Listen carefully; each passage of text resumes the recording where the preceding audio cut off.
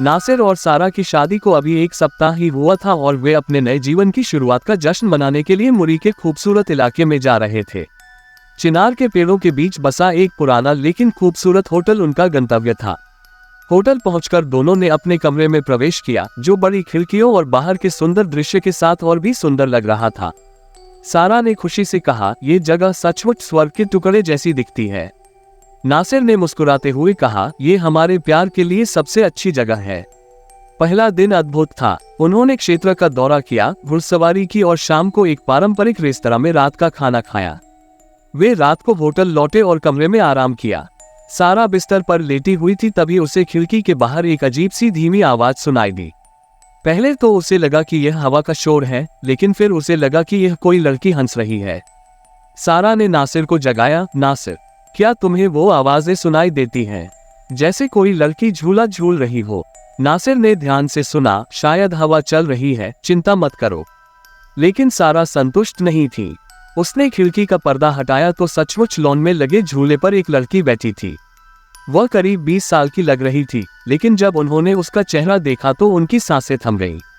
लड़की का चेहरा बहुत डरावना था। उसकी आंखें बिल्कुल सफेद थीं और उसके चेहरे पर किसी जिन की तरह भयानक मुस्कान थी।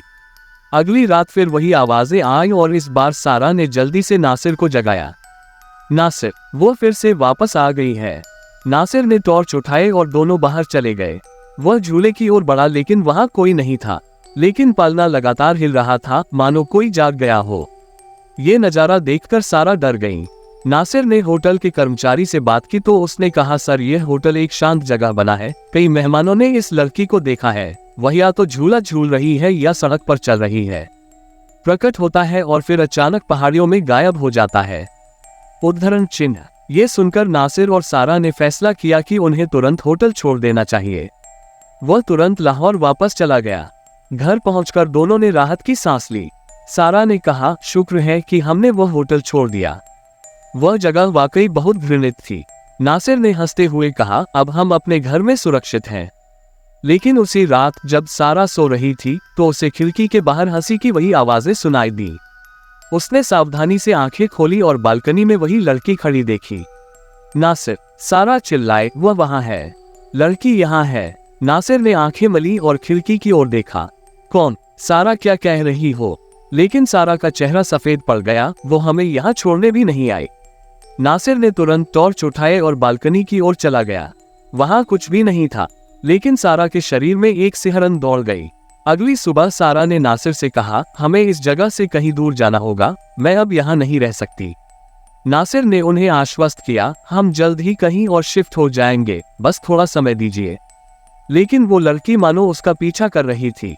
अगली रात भी सारा ने उसे कमरे के बाहर बालकनी में देखा और इस बार उसके चेहरे पर शैतानी मुस्कान थी।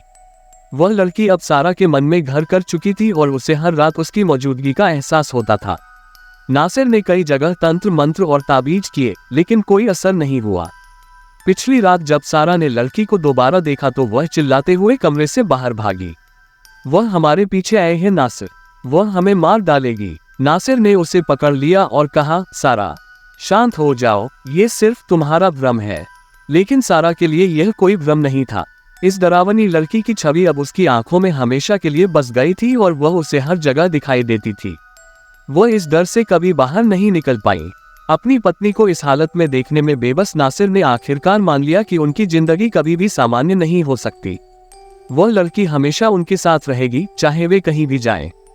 नासिर और सारा की जिंदगी लगातार डर के साए में गुजरने लगी।